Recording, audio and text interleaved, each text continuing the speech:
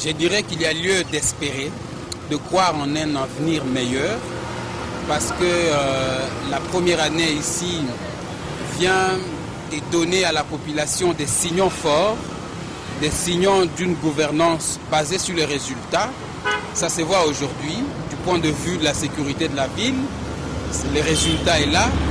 Du point de vue de la poursuite des travaux d'intérêt communautaire comme la réhabilitation de certaines routes, n'est-ce pas, la fin pratiquement du coulage des recettes, l'accroissement significatif, n'est-ce pas, de recettes de la province, l'affirmation de l'autorité de l'État. Et donc il y a lieu ici de dire que la province du Tanganyika est sur la bonne orbite.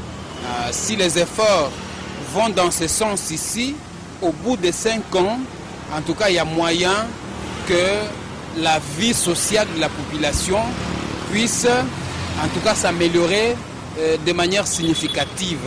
Et donc nous, comme jeunesse de la province du Tanganyika, nous nous félicitons de ce début qui est très bon, un bon décollage pour le gouverneur Zoé Kabila, que nous invitons d'ailleurs à multiplier les efforts, à maintenir le cap, à beaucoup plus s'investir dans le social tel que la situation est en train de se présenter aujourd'hui. Et donc le bilan d'une année, il est positif jusque-là en tout cas. Nous devons nous dire des choses, nous regardons dans les yeux avec beaucoup de volonté. Il y a beaucoup de volonté d'aller de l'avant. Et ça, c'est quelque chose de très significatif pour nous. Parce que nous voyons les infrastructures se construire, se réhabiliter. Le cas de l'Assemblée provinciale du Tanganyika, le cas du gouvernorat lui-même, qui était pratiquement logé dans un cachibi. Aujourd'hui, c'est un bâtiment pimpant neuf qui, un temps soit peu, commence à répondre à la vocation des grandeurs de la province du Tanganyika. Nous savons que ce n'est pas encore digne de cette grande province et de la grande vision que nous constatons dans le chef de son Excellence, Monsieur le gouverneur de province, mais c'est présentable par rapport à ce qu'il y a eu, ce qu'on a hérité du district pratiquement. Et donc, je crois qu'il y a lieu vraiment de féliciter l'action du gouvernement provincial. Et pas de négatifs selon vous alors? Les négatifs, ça ne manque pas. Ça ne manque pas, étant donné que l'œuvre humaine est toujours émaillée d'imperfections. Il y a une absence, je dirais, d'une bonne communication, en tout cas, entre les gouvernants et les gouvernés. Je crois qu'il y a beaucoup de choses que la population ne connaît pas encore.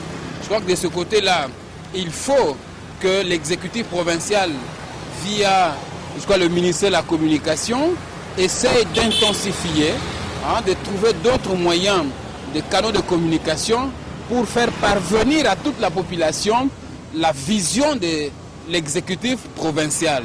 Je crois que c'est ce côté-là qui essaie de boiter. Il y a également Les caniveaux qu'on a détruits de l'autre côté, ça dérange certaines personnes? Bon, je crois que là aussi, c'est encore un problème de communication pratiquement. Okay. Parce que jusque-là, il faut qu'on dise à la population pourquoi la construction de ces caniveaux n'a pas encore commencé. Okay. Je crois qu'on ne veut pas faire des choses avec beaucoup de précipitation. Il faut les faire avec beaucoup de précision, de sorte que le travail qui va être fait soit le plus acceptable possible, qu'il soit inscrit dans la durée, de sorte que ça ne soit pas bâclé quelques années après.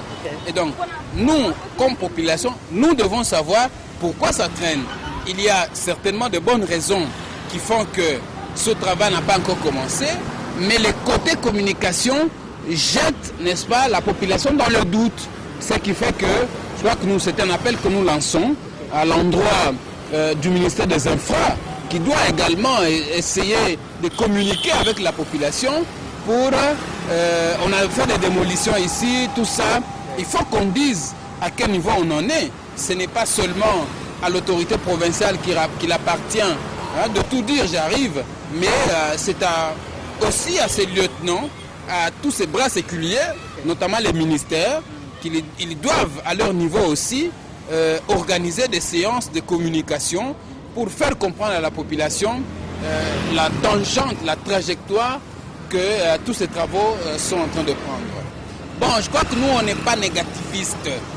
La jeunesse ne doit pas rester défaitiste, donc des gens qui ne prédisent que la défaite. Chez nous, au collectif des jeunes leaders, nous avons choisi le principe du verre à moitié plein. Et donc, nous jetons notre regard sur le positif, question de l'améliorer, et en même temps, nous faisons des propositions sur les négatifs pour améliorer également, pour corriger, n'est-ce pas, ce qui doit être corrigé. Et donc, c'est ce message que moi je lance. Les réseaux sociaux ne sont pas faits seulement pour jeter de l'anathème ou de porter un regard négativement critique sur l'action publique. Surtout, d'ailleurs, je dois le dire, l'action est dite publique parce qu'elle requiert la participation de tout le monde. C'est une action publique. Les gouverneurs de province, les ministres provinciaux et toute la population doivent mettre la main à la pâte pour faire avancer les choses. Et donc la jeunesse n'est pas là à observer tout simplement. La jeunesse doit participer, elle doit accompagner, elle doit, n'est-ce pas, apporter sa contribution à l'édifice qu'est le Tanganyika. Nous devons construire la province ensemble. Nous, au COGELTA, c'est cela notre ligne de conduite et c'est cela notre vision. Donc nous travaillons pour apporter un plus à la gouvernance de notre province, pour qu'ensemble nous puissions, n'est-ce pas, construire ce Tanganyika que nous voulons grand, que nous voulons prospère, que nous voulons rayonnant, que nous voulons, je l'ai déjà dit, grand donc dans les concerts des nations. Voyez-vous. Et donc c'est ça que nous voulons. Nous voulons d'un Tanganyika touristique, une province, une belle province. C'est une vision. Il y a un qui est devant nous, c'est l'autorité provinciale, les gouverneurs de province. Et nous autres, nous devons nous ranger en ordre utile pour l'accompagner, soutenir sa vision, apporter notre expertise dans tous les domaines. Et donc la jeunesse est compétente, voyez-vous. Et donc nous ne devons pas croire que la démocratie, c'est un régime des spectateurs contre les travailleurs. C'est plutôt un régime de participation. Nous devons tous participer à construire notre province. Et nous, c'est ça le message que nous avons toujours passé à la jeunesse, celui de prendre nos responsabilités et accompagner l'exécutif provincial dans la réalisation de son projet de société. C'est pertinent pour moi et c'est vraiment quelque chose d'actualité actuellement parce que déjà après une année, on doit être en mesure de dire mot par rapport à la gouvernance actuelle de notre chère province du Tanganyika. Je commencerai par féliciter les gouverneurs pour la situation sécuritaire que nous sommes en train de vivre. Il est vrai qu'il y a des cas que nous vivons aujourd'hui d'insécurité, ce sont des cas isolés, mais cependant, dans les gros, on sent que depuis qu'il est à la tête de la province, il y a la sécurité qui s'est rétablie. Et le rétablissement de cette sécurité est l'œuvre chapeautée par les gouverneurs, mais cependant avec les concours de toute la population. Parce que c'est toute la population qui s'est impliquée, qui a dénoncé les faits de l'insécurité, qui a crié, qui s'est même révolté jusqu'à arriver à avoir ce que nous avons aujourd'hui comme sécurité. Et la sécurité, je l'ai dit, c'est par rapport à la ville de Kalemi. Okay. Et c'est comme ça que je pouvais ajouter en demandant à ce que l'autorité ait un regard sur d'autres coins de la province qui semblent être en situation d'insécurité jusqu'au jour d'aujourd'hui. C'est le cas de Mouliro que tout le monde connaît à Moba, où il y a même des gens qui ont été tués dans différentes chiffreries à Moba. Et cela n'est pas bon. Il faudra que l'autorité y mette un regard. À part l'aspect sécuritaire, nous avons constaté bien sûr l'avènement de ces gouvernements. Et il y a eu des démolitions oui, pour lesquelles je suis en train d'y aller, monsieur le journaliste. Oui. La population attend beaucoup et attendait beaucoup de ce gouvernement. Okay. Parce qu'avec la crise que nous avons vécue avec le gouvernement Kitangala, tout le monde voyait dans le gouvernement actuel un salut. Okay. Vous connaissez, je prends d'abord le domaine d'agriculture. Le Tanganyika, aujourd'hui, c'est une province qui ne se suffit pas sur le plan alimentaire. Okay. C'est-à-dire, beaucoup denrées alimentaires, même de première nécessité, sont importées. Même la tomate du Sombé, c'est pour dire que nous sommes dans une crise alimentaire qui ne dit pas son nom.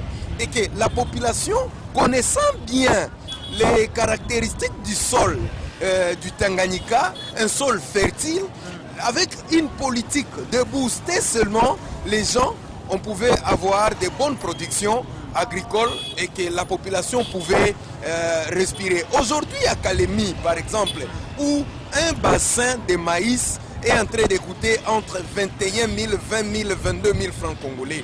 Nous venons récemment de la période culturelle des maïs où on a récolté le maïs. Mais avec cette hausse de prix, je crois qu'arrivé au mois d'octobre, on risque d'en payer ici à 30 000. Et c'est déjà un problème. Je quitte les domaines d'agriculture, je vais un peu dans les domaines des infrastructures. Vous avez vu, le gouvernement est venu et on a senti une chaleur. Cette chaleur que l'on a sentie, c'est en rapport avec les infrastructures. On a vécu des démolitions. Ouais. Je dis bien des démolitions. Que vous appelez une démolition en cascade? Oui, c'était en cascade parce que la population n'était pas préparée pour ça. Okay. Et aussi, il y a certaines procédures que jusque-là, nous ne savons pas qu'elles ont été respectées. C'est comme ça qu'on a démoli le quartier d'Ave. La raison pour laquelle on a démoli le quartier, au quartier d'Ave, c'est le collecteur. Le fameux collecteur en question. La population est en train d'attendre voir ces collecteurs-là pour lesquels... Il est resté en jachère. Mais je te dis, passez à l'endroit du collecteur aujourd'hui. Ouais. C'est de l'herbe qui pousse, c'est tout ça. Et on s'imagine la première pluie de la saison prochaine pluvieuse, je ne sais pas, elle aura quel type de dégâts. Cependant, la population est en train d'attendre. Ça, c'est du côté d'Ave. Si vous allez même du côté Kisebwe, où on a fait voir qu'il y aura un parking moderne, il y aura un rond-point, c'est-à-dire les promesses apparaissent légion, sont grandes et la population attend beaucoup. Mais pendant une année, dans le domaine des infrastructures, on n'a pas vu tout ça, sauf la réflexion du gouvernorat et aussi la salle de l'Assemblée provinciale. Mais les infrastructures d'intérêt général, telles que les ponts, allez du côté Loubouye, allez du côté d'abord Loubouye. Oui. Il y a un pont tellement en danger et pour lequel nous crions jour et nuit. Et ça nécessite une réparation. Allez du côté Kitoukou. Le pont a été fermé il y a de cela beaucoup de mois. Et qu'on y passe, personne ne dit mot. Espérons qu'avec le gouvernement, s'ils sont en train de voir, ils vont pousser à ce qu'il y ait quelque chose qui doit faire que ce pont-là soit réparé. Dans le domaine des infrastructures, il y a le collecteur Mwanza qui détruit l'avenue Tanganyika, qui détruit l'avenue industrielle. La population attend. Je ne sais pas si cela sera fait quand, parce que les grands problèmes que nous avons, monsieur le journaliste, nous ne possédons pas les programmes d'action du gouvernement pour que nous puissions aller tout droit et juger telle action a été faite, telle action n'a pas été faite. Mais on regarde ce qui s'est fait sur le terrain, nous faisons ce courage de critiquer au moins ce dont nous voyons. Vous voyez ici, c'est Kisebwe, vous êtes à Kisebwe. On attend que Kisebwe soit modernisé. Actuellement, après les démolitions, laisse-moi vous dire que Kisebwe est sale. Kisebwe est trop sale. Ce n'est pas une ville, comme on l'a dit, à vocation touristique, qui peut avoir sa première place ambiante, être à un niveau de saleté comme ça. C'est comme ça que la population attend, de même que moi-même j'attends voir dans les domaines des infrastructures ce qui sera fait. Et dans les domaines des infrastructures, je sais que les gens vont dire que ça c'est du domaine du gouvernement central, mais cependant le gouvernement provincial fait aussi les relais du gouvernement central. Okay. Et il y a un problème de nos routes à l'intérieur. quitter Kalemi vers Manono, quitter Kalemi vers Nyunzu, quitter Kalemi vers Moba, quitter Kalemi vers Kabalo, quitter Kalemi. Au niveau de la route, on a un problème très sérieux pour lequel la population attend voir ce que le gouvernement va faire. Et c'est que quand le gouvernement agit, la population n'a pas besoin de savoir si c'est le gouvernement central ou le gouvernement provincial. La population a besoin de voir les œuvres se réaliser. Et la population a besoin de voir, bien sûr, mais la plupart des gens ici ne payent pas de taxes. Vous avez vécu, il y a des motards là qui se chamaillent avec les agents de la mairie. Écoutez, les problèmes des taxes, à ce niveau-là, il y a ce que nous appelons l'incivisme fiscal. Et que cet incivisme fiscal nécessite aussi une guérison parce que c'est une maladie et pour laquelle les gens doivent chercher des remèdes pour que les gens arrivent à payer des taxes. La formule est simple. Il faut vulgariser la taxe. Il faut sensibiliser les gens. Que les gens prennent connaissance de la taxe. Il ne faut pas parachuter seulement devant un commerçant. Très tôt le matin, vous arrivez là, et bien, payez autant. Non! Ce sera à la cause, ce sera même la cause de l'incivisme fiscal.